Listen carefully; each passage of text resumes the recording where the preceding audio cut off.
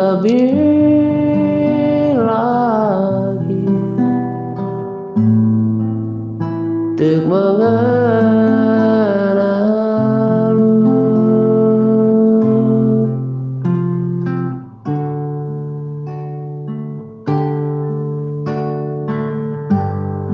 Bapakku bintang,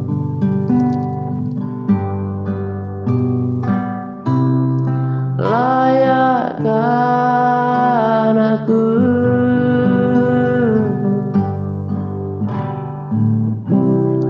bawaku untuk menyembahmu di balik tirai yang suci. Bertemu muka dengan muka,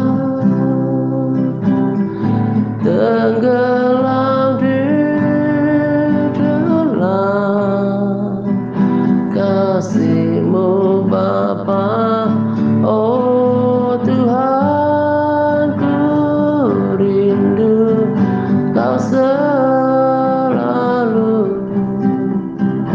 diam dalam baitku.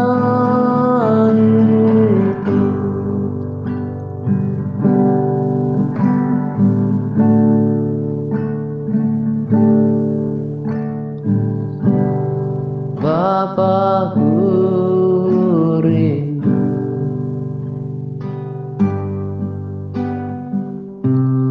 menyenangkan-Mu,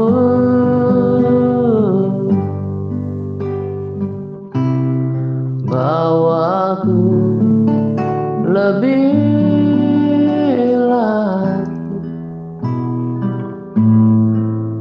untuk mengenalmu.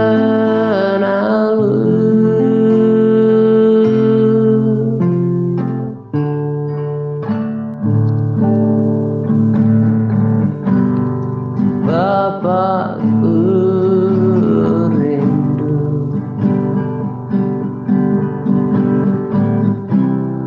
mendekat kepadamu,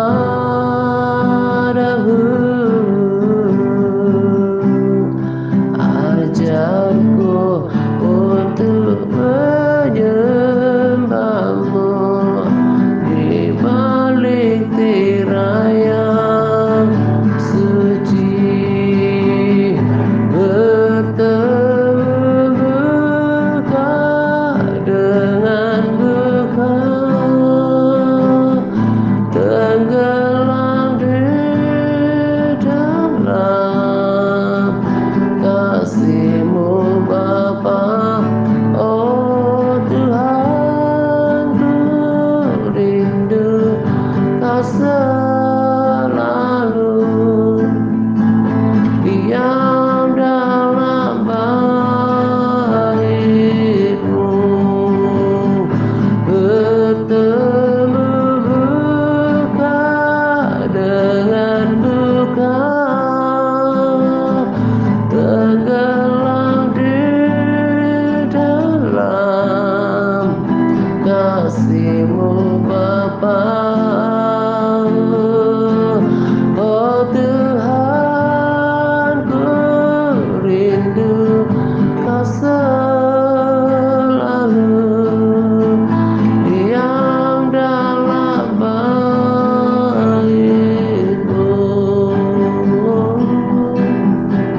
diam dalam bait-Mu,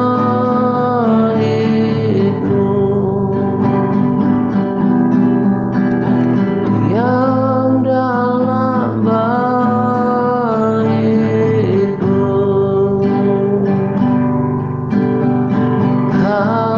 Haleluya,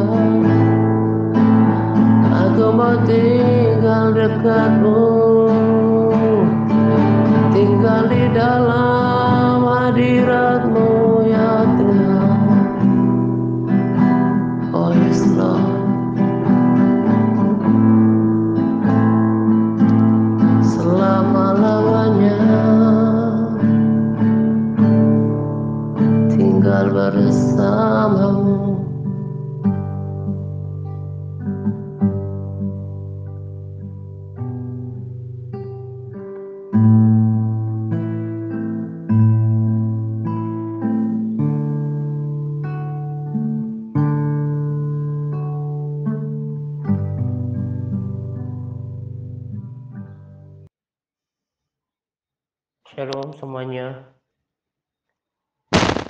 pagi dan salam damai sejahtera untuk kita sekalian.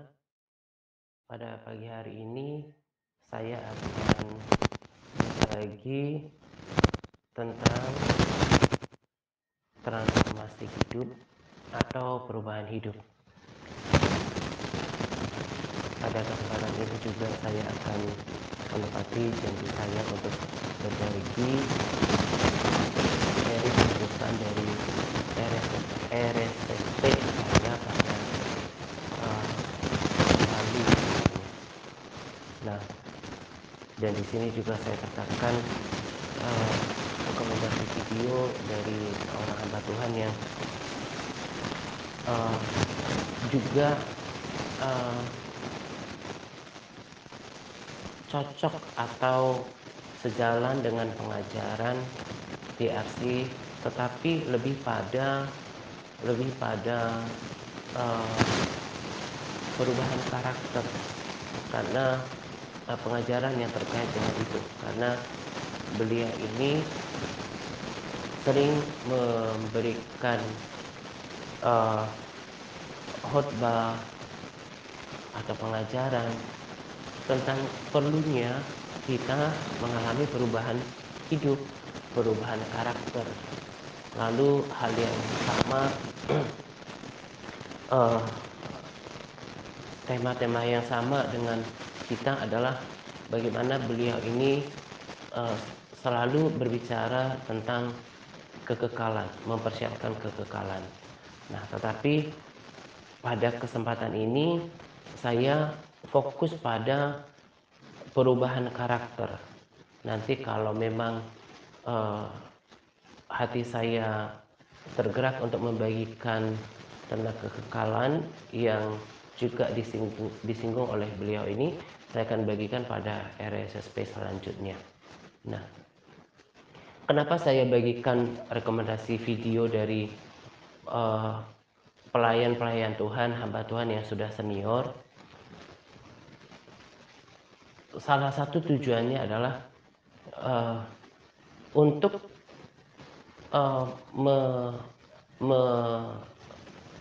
lebih meyakinkan para sahabat dan juga saudara tentang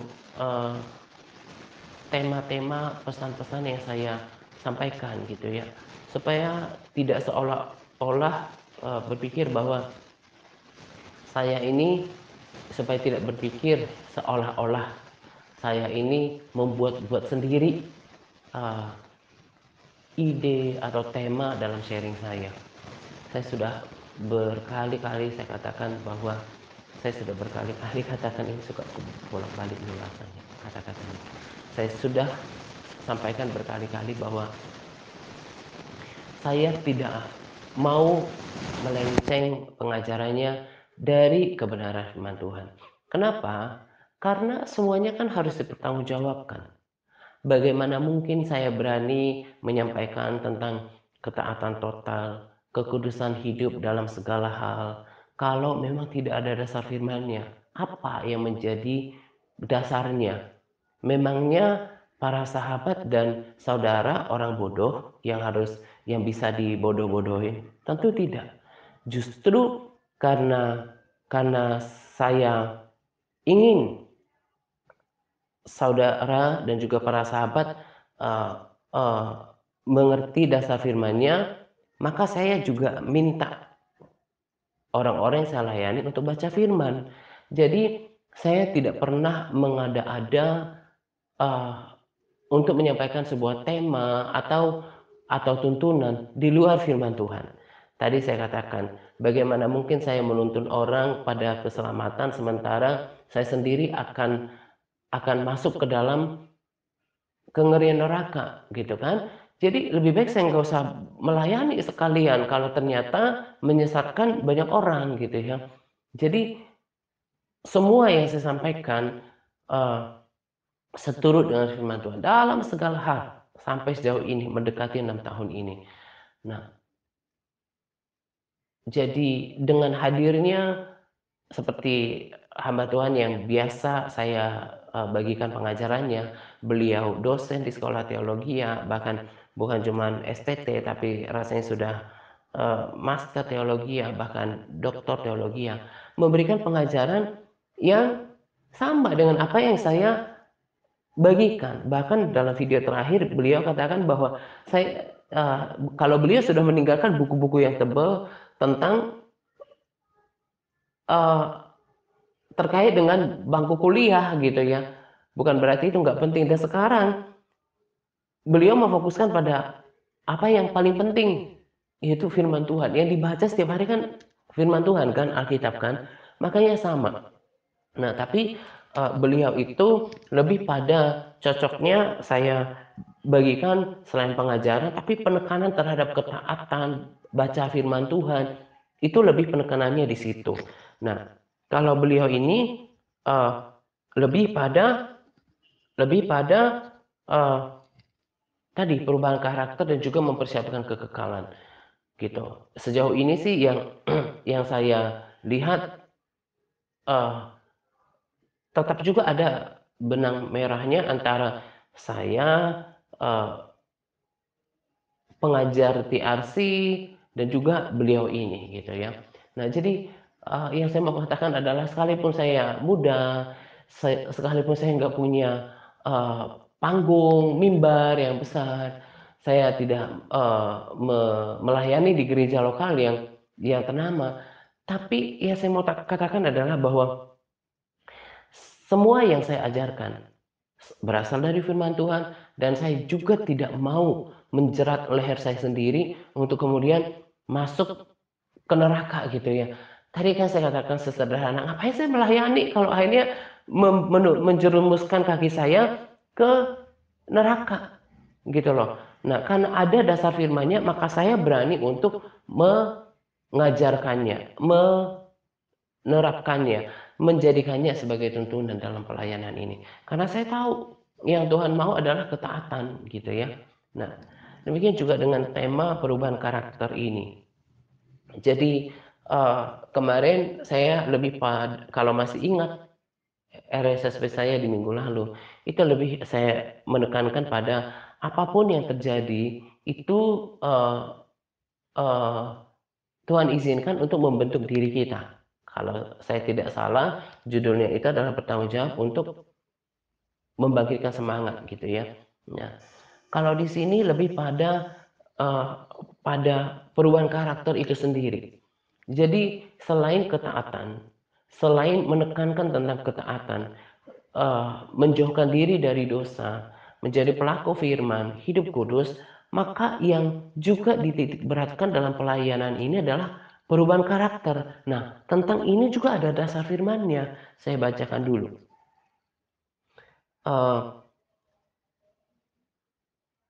Galatia 5 ayat Galatia 6 ayat 15. Sebab bersunat atau tidak bersunat tidak ada artinya, tetapi menjadi ciptaan baru, itulah yang ada artinya. Roma 12 ayat 2. Janganlah kamu menjadi serupa dengan dunia ini, tetapi berubahlah oleh pembaharuan budimu, sehingga kamu dapat membedakan manakah kehendak Allah dan apa yang baik, yang berkenan kepada Allah dan yang sempurna.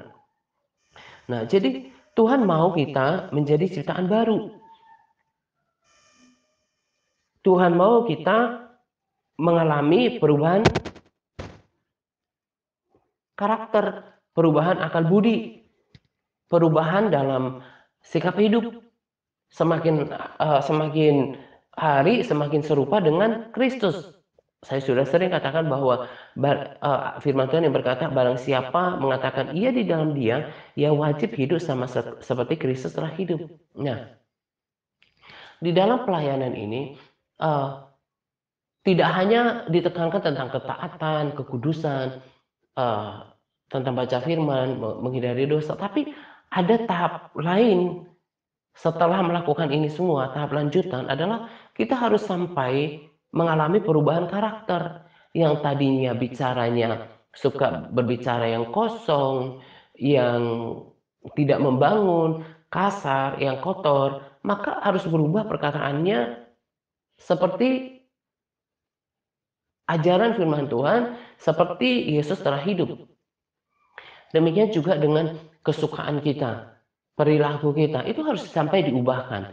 Yang tadinya suka marah, gak jelas, suka tersinggung, suka sakit hati, suka bermusuhan, iri hati, menyimpan sakit hati, itu harus diubahkan gitu. Kalau tetap sama, jangan pikir hidup kita berkenan. Ada firman Tuhan yang mengatakan seperti itu. Mereka yang hidup dalam daging tidak mungkin berkenan kepada Allah. Hidup dalam daging, segala sesuatu yang terkait dengan daging. Yang tadi, ya amarah, kebencian, permusuhan, iri hati, hawa nafsu, membalas dendam, menyimpan kesalahan orang lain, tidak mengampuni. Itu kan semuanya bentuk kedagingan. Jadi kita harus sampai pada proses transformasi hidup tadi, perubahan karakter itu ditekankan dalam pelayanan ini. Sebab tidak sedikit kita lihat orang Kristen rajin ke gereja, sudah menjadi Kristen dari kecil, bahkan aktif pelayanan. Ini kita tidak menghakimi, seperti yang kemarin saya katakan, jangan menghakimi seolah merasa diri kita paling baik. Tapi kalau melihat fakta, untuk kemudian kita jadikan pelajaran, itu baik gitu ya.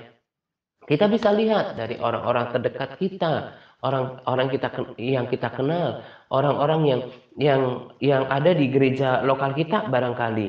Nah, di dalam komunitas kita selain di JRC, tak jarang kita menjumpai perkataan, sikap, dan perilaku seorang Kristen yang tidak mencerminkan iman Kristen. Siapa bilang nggak ada orang Kristen yang korupsi? Orang Kristen yang bermusuhan, yang saling memfitnah, saling mencaci maki, saling menghakimi, kemudian mencuri, merokok, mabuk-mabukan, hidup dalam perzinahan, pesta pora, penipuan, dan berbagai perbuatan daging yang sudah dituliskan dalam Alkitab. Nah, ini kan orang-orang Kristen. Kita juga gampang menemukan orang-orang yang kalau memang betul nama mereka mencerminkan iman mereka. Kalau lihat sekarang berita-berita online, kan sangat ramai orang berkomentar, saling menghujat agama tertentu, kemudian mungkin meremehkan agama kita, lalu diserang balik, membalas kejahatan dengan kejahatan. Nah, itu kan bentuk kedagingan juga. Nah, jadi tahap lanjutan daripada udah baca firman, udah bertobat, udah puasa, udah ber-PPW, harus masuk pada tahap proses itu. Yang sering saya katakan dipanaskan sama seperti logam. Kalau tidak dipanaskan dengan keadaan yang Tuhan izinkan terjadi lewat kehidupan kita, lalu kemudian tidak ditajamkan, besi menajamkan besi, orang menajamkan sesamanya, itu juga tidak tidak merupakan proses sanctification yang lengkap. Nah, karena kita akan harus diproses untuk menjadi serupa dengan gambaran Kristus. Jadi perilaku-perilaku yang lama itu kita harus diubahkan. Lewat apa? Yang pertama, yang paling dasar adalah, makanya ditekankan di sini tentang membaca firman Tuhan dan menjadi pelakunya. Karena di 2 Timotius 3 ayat 16 dikatakan, segala tulisan yang diilhamkan oleh Allah memang bermanfaat untuk mengajar, untuk menyatakan kesalahan, untuk memperbaiki kelakuan, dan untuk mendidik orang dalam kebenaran. Jadi kalau Alkitab katakan, firman Tuhan jelas katakan, janganlah ada perkataan kotor keluar dari mulutmu. Nah, kalau kita menjadi pelaku firman, yang tadinya nggak tahu firman itu dan mau melakukan, berarti kedepannya nggak lagi ada perkataan kotor. Nah, jadi yang pertama-tama orang bisa berubah, mengalami transformasi hidup, perubahan hidup, ketika dia menaklukkan diri pada firman itu sendiri. Jangan menghakimi. Kalau dia takluk pada firman, berarti kalau tadinya dia suka menghakimi, menjadi tidak menghakimi. Jangan memfitnah. Ada firman yang katakan seperti itu. Nah, ketika orang taat, maka lama-lama kan hidupnya berubah. ada transformasi hidup, ada perubahan perilaku. Jadi nggak suka menghakimi lagi, nggak suka lagi memfitnah, nggak suka ngomong kotor lagi, jangan berzina, dilakukan lagi seperti itu, nggak berzina lagi, eh, penipuan, mabuk misalnya, dan berbagai kedagingan lainnya. Ini tahap pertama. Tapi tahap kedua yang tidak boleh dilupakan adalah bagaimana proses pemuritan dipanaskan tadi di dalam sebuah komunitas. Jadi kalau kalau para saudara lihat, saksikan para sahabat setia saya yang sudah diubahkan, saudara akan bisa lihat bahwa komunitas ini kok akur ya, kok rukun ya, kok saling support ya, kok saling memperhatikan ya, kok tidak ada di komunitas ini yang saling mencela, yang saling merendahkan, yang saling menyerang ya. Karena mereka sudah diubahkan. Lalu kalau mereka akrab satu sama yang lain, termasuk ada submission, ada penundukan diri dalam komunitas ini. Bukan karena mereka takut dengan diri saya, bukan karena saya tetapkan bahwa kalian harus menghormati saya, enggak. Tapi karena mereka baca firman bahwa tunduklah kepada pemimpin rohani, hormati mereka. Mereka lakukan itu semata-mata didasarkan pada kebenaran firman Tuhan, perintah Tuhan tepatnya. Nah, sebetulnya uh, kekeluargaan, praktek komunitas yang ada di di TRC ini juga harusnya merupakan gambaran daripada keluarga. Jadi anak-anak tunduk kepada kedua orang tuanya. Apa jadinya kalau anak-anak memberontak kepada ayahnya, dasar lu mah kayak gini, misalnya kayak gitu. Mamanya dibentang, papanya juga di di dilawan gitu ya. Apa jadinya sebuah rumah seperti itu? Nah, demikian juga dengan rumah rohani yang di dalamnya itu nggak ada saling saling menjelekkan, nggak ada saling menyerang, nggak ada saling menghakimi, tapi saling support. Itu yang ada di dalam komunitas ini. Karena mereka sudah diubahkan, ditransformasi. Nah, demikian juga kalau saudara yang bahkan baru pertama kali bergabung mendengarkan saya berbagi sharing, itu sebetulnya ya kurang lebih sama lah dengan ketajaman kata-kata dari hamba Tuhan yang saya bagikan pengajarannya. Itu kan keras.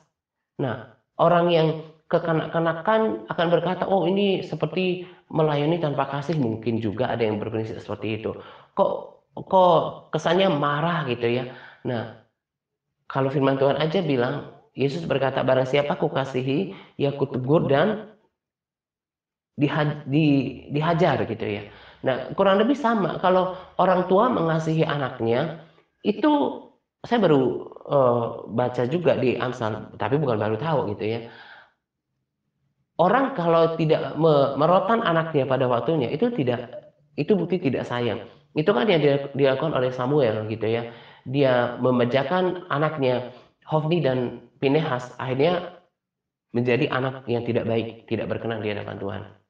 Nah, kurang lebih prakteknya seperti itu. Saya selaku guru rohani, pemimpin rohani di sini menyampaikan hal-hal dengan keras, dengan tegas, bukan berarti karena membenci. Kalau saya benci atau tidak suka dengan pribadinya, ngapain saya layani? Tapi saya selalu menyasar pada perilaku yang tidak seturut dengan iman Kristen. Mulai dari hal-hal yang sederhana seperti kemalasan, kelemahan, kemudian berkompromi, lalu lalu mengeraskan hati, itu kan semuanya akan merugikan diri kita sendiri gitu. Nah, itu yang mengajar pun saya sangat keras gitu.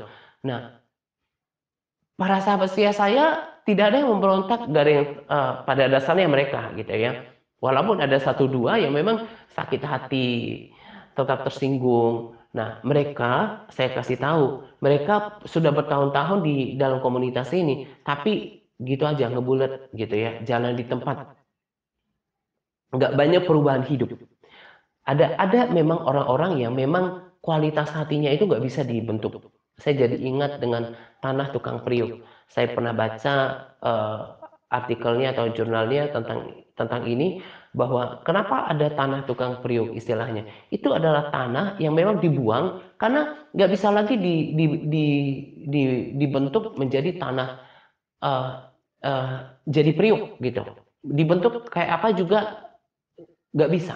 Nah, memang ada kualitas hati orang yang memang seperti itu, gitu ya.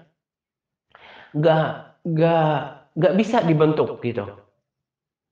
Nah, tapi pada dasarnya orang-orang yang ada di MTRC, mereka sudah mengalami perubahan hidup. Mereka sudah bisa menundukkan diri dan semua itu dasarnya firman Tuhan.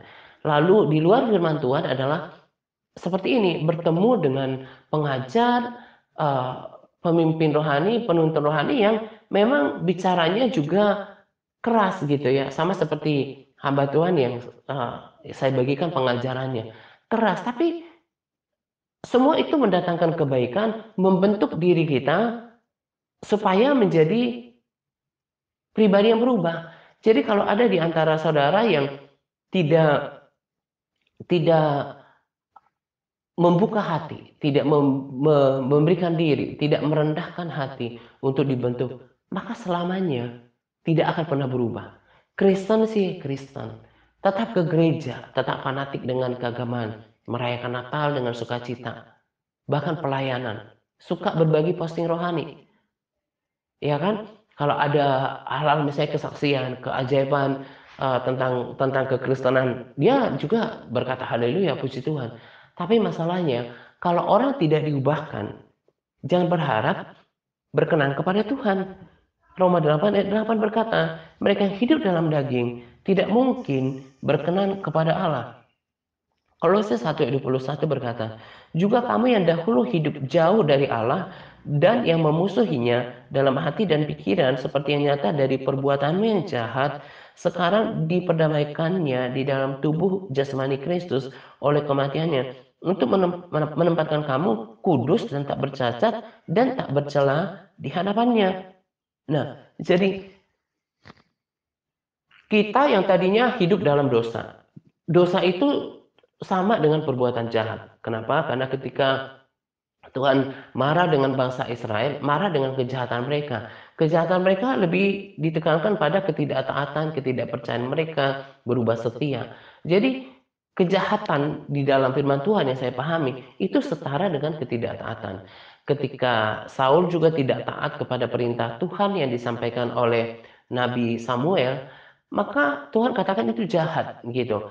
Nah, jadi perbuatan jahat itu ya tadi yang saya katakan, yang dulu kita masih suka bicaranya tidak tidak seturut firman, itu adalah perbuatan yang jahat. Juga sikap ketidakjujuran kita, suka menyerang orang, suka memfitnah orang, menghakimi orang, membenci orang gitu ya.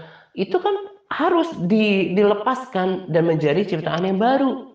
Supaya kita kemudian kalau ketemu Tuhan entah oleh kematian atau rapture kalau itu terjadi, atau the second coming ketika Tuhan Yesus datang, kita didapati kudus, tak bercela, tak bercacat. Ini tidak merujuk pada fisik loh. Jangan berpikir oh kita nggak cacat tubuhnya gitu ya. Kita nggak eh, kita tubuhnya sempurna, enggak. Tetapi lebih justru pada hati dan pikiran kita. Jangan menyimpan pikiran yang jahat, jangan menyimpan hati yang jahat. Kalau orang menyimpan kemarahan, kebencian, permusuhan, iri hati, amarah yang berkepanjangan, itu kan kejahatan. Nah, kalau orang tetap menyimpan ini, tidak mungkin berkenan kepada Tuhan.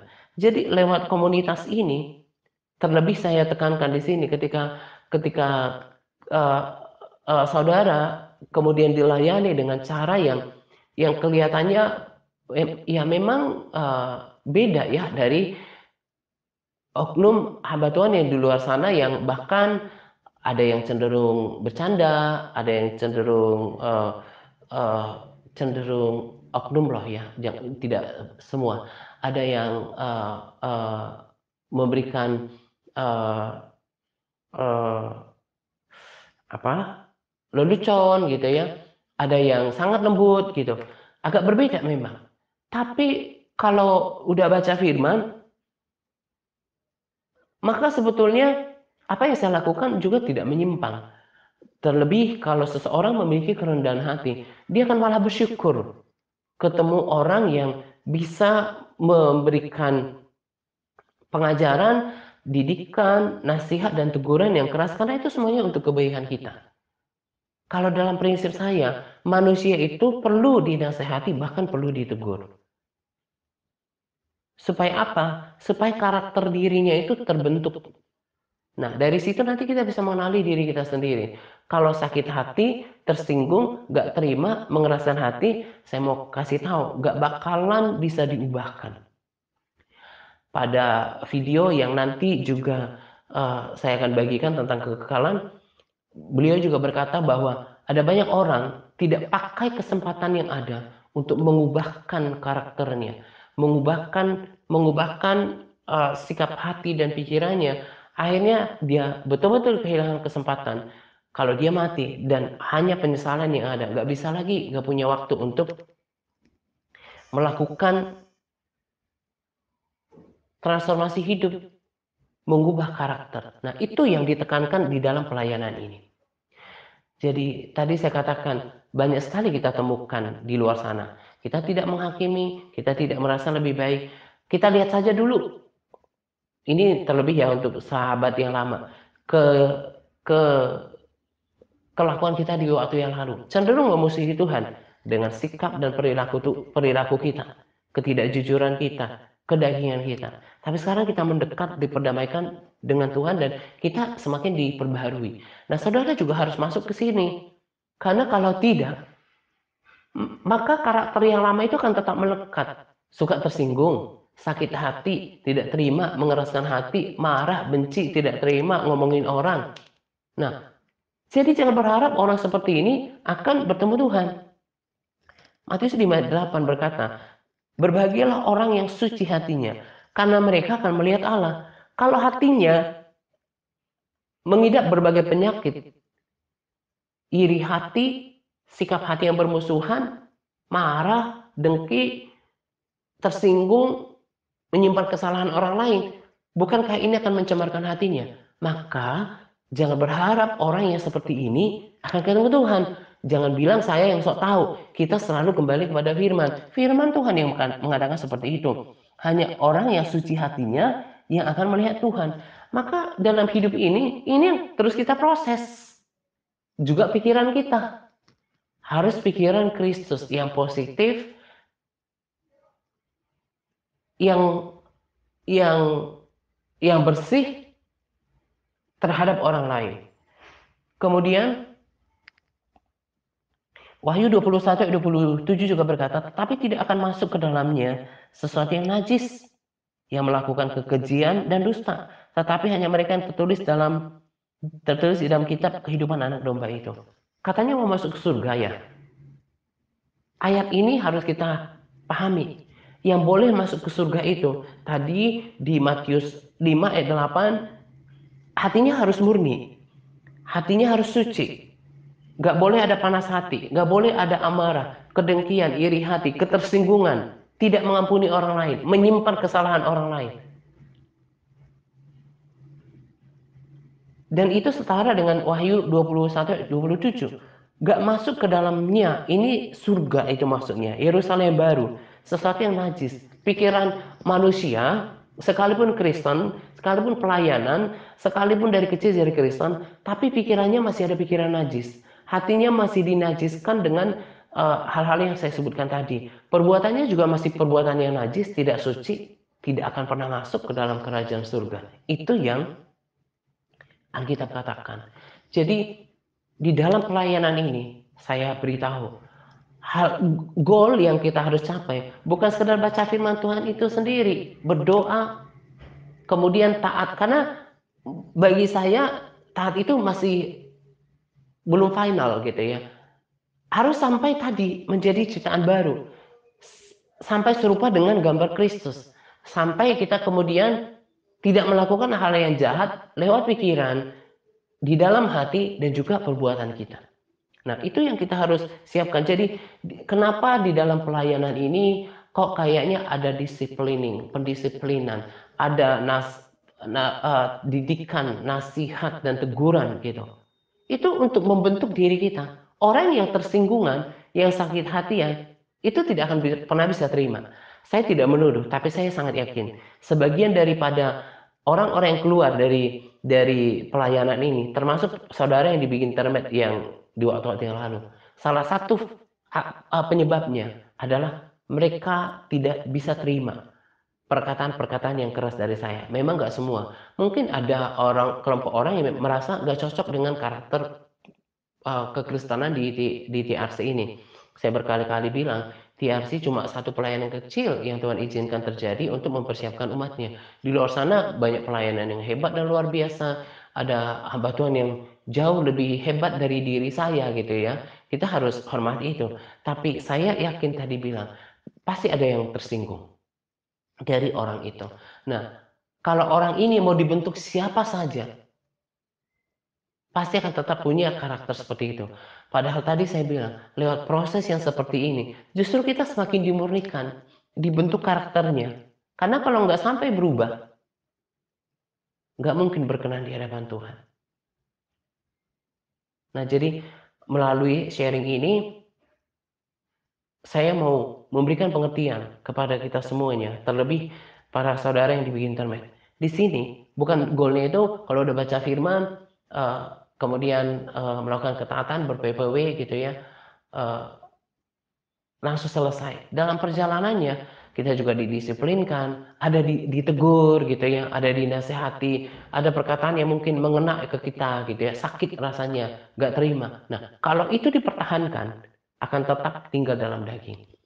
Ada juga perkataan beliau ini pada video yang saya sebutkan tadi, selain yang saya bagikan sekarang, dikatakan bahwa ketika orang kemudian tidak tidak membuka hatinya untuk dibersihkan, maka sesungguhnya dia sedang membuka pintu bagi si jahat untuk menguasai hidupnya. Maka sebetulnya banyak orang Kristen yang hatinya itu pahit, yang keluar dari mulutnya itu kata-kata yang pahit, yang nggak membangun, yang hambar. Demikian juga dengan perilakunya.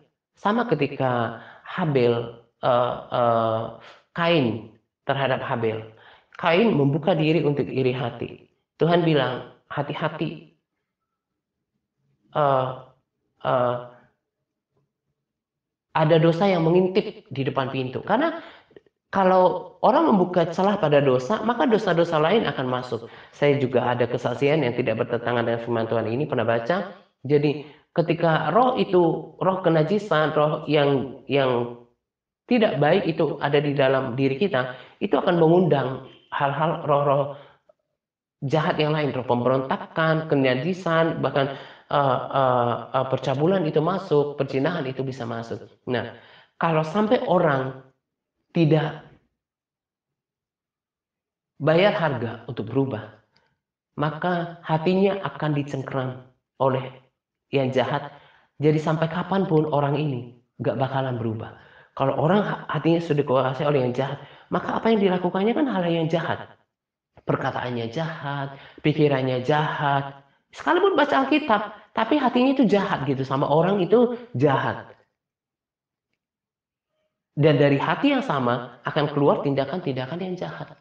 Nah, orang seperti ini mau berpikir berkenan kepada Tuhan, gak mungkin. Nah, karena itu buka hati, miliki kerendahan hati supaya diproses baik lewat firman Tuhan, terutama juga lewat komunitas ini. Supaya kita semakin tajam, kita semakin berubah. Jangan seperti beberapa orang yang saya katakan. Saya bukan menghakimi mereka, tapi selalu berharap mereka berubah gitu ya. Ada orang yang sudah bertahun-tahun bersama dengan saya. Akhirnya apa? Sakit hati terus, tersinggung terus, menyimpan amarah, kebencian. Akhirnya perkataan dan sikapnya terhadap diri saya itu nggak baik. Nah, yang memprihatinkan buat saya adalah kalau sampai betul-betul hatinya dijerat oleh si jahat karena dia telah membuka pintu. untuk hatinya, maka hatinya akan dikuasai terus oleh si jahat sampai akhir hidupnya. Karena itu mari kita memiliki kerendahan hati dan mau dibentuk. Jangan pelihara ketersinggungan. Jangan pelihara karakter sakit hati. Jangan pelihara sikap yang tidak mengampuni orang. Menyimpan kesalahan orang lain. Karena muaranya itu dari hati. Makanya Amsal 4 ayat 23 katakan, jagalah hatimu dengan segala kewaspadaan. Karena dari situlah terpancar kehidupan. Apa yang keluar dari mulut orang, diucapkan orang itu keluar dari hati. Jadi hati ini betul-betul harus dijaga. Mudah mengampuni. Gak usah simpan kesalahan orang lain. Gak usah lihat selumbar di mata orang, di mata sendiri ada balok gitu ya. Nah itu akan merugikan diri kita sendiri. Jangan seperti menjadi orang-orang yang tidak berubah seperti orang-orang yang disaksikan oleh mata saya ini. Karena orang-orang seperti ini tidak akan pernah bertumbuh dalam kerohanian. Tidak pernah mengalami perubahan hidup. Dan tentunya tidak mungkin mengalami Tuhan dalam hadiratnya. Sebab Mazmur 24 ayat 3 sampai 4 berkata, siapakah yang boleh naik ke gunung kudusnya Tuhan? Mereka yang bersih tangannya dan murni hatinya. Jadi orang kalau datang kepada Tuhan, tapi dia masih menyimpan kesalahan orang, nggak ngampuni, suka melihat hal yang jelek dari orang, tersinggung, sakit hati. Sekalipun orang ini maksa berdoa, doanya pasti gersang. Nggak bisa berjam-jam menghabiskan waktu dengan Tuhan. Akhirnya bosan gitu ya. Mungkin berdoa hanya formalitas aja. Siapa yang rugi? Sementara hidup ini adalah salah satu tujuannya. Selain mengerjakan keselamatan, adalah mempersiapkan kekekalan juga. Gitu. Jadi saya berharap setiap kita nggak asal dengar. Sebab ada orang yang dengar tapi amin, haleluya, puji Tuhan. Selesai. Pesannya nggak disimpan. Nggak dicerminkan pada diri sendiri. Nah, kata heran dia muter aja begitu-begitu. Nggak ada hal yang berkat rohani yang orang bisa nikmati dalam kehidupannya. Keteladanan apa gitu ya. Karena hatinya tidak dijaga. Nah, miliki hati yang terjaga. Gak usah pelihara ketersinggungan. Gak usah pelihara sakit hati yang memusuhi. Kemudian hati yang mengeraskan hati. Itu akan merugikan diri kita sendiri gitu ya. Nah ini saja yang saya mau bagikan pada sharing kali ini. Kiranya menjadi berkat, motivasi dan juga peringatan untuk kita semuanya. Untuk kita semuanya supaya kita menjadi lebih baik, berubah. Semakin hari semakin serupa dengan Kristus. Jangan kita sama sikap hati, pikiran, perilakunya hari demi hari. Bahkan tahun depan kita sama dengan sekarang. Ini bentar lagi udah mau akhir Februari. Begitu cepatnya sudah berlalu 2 bulan gitu ya. Dan nggak terasa nanti pertengahan tahun, kemudian akhir tahun, sampai tahun depan. Kita lihat diri kita. Masih suka sakit hati ternyata. Masih suka tersinggung. Hatinya itu masih panas gitu. Marah sama orang. Yang mengerikan tadi saya katakan. Hatinya menjadi sarang si jahat. Berakar yang jahat. Nanti kalau orang seperti ini mati, yang saya percaya loh, Tuhan yang menetapkan, dan gak sempat bertobat maksudnya, ini gak mungkin bertemu dengan Tuhan, gitu ya. Selamat menjelang doa pagi untuk kita sekalian. Selamat berpuasa kepada para sahabat yang terus bersemangat dalam berpuasa. Semangat Pak. Tuhan Yesus memberkati kita senantiasa. Amin. Bertemu luka dengan duka, tenggelam di dalam kasih-Mu Bapa. Oh Tuhan, ku rindu Kau selalu diam dalam bait-Mu, diam dalam bait-Mu.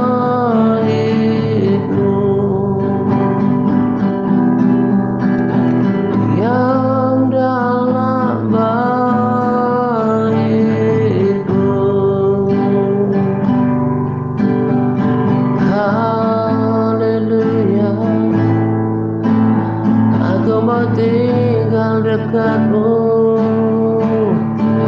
tinggal di dalam hadiratmu ya Tuhan. Oh yes Lord, selama-lamanya tinggal bersama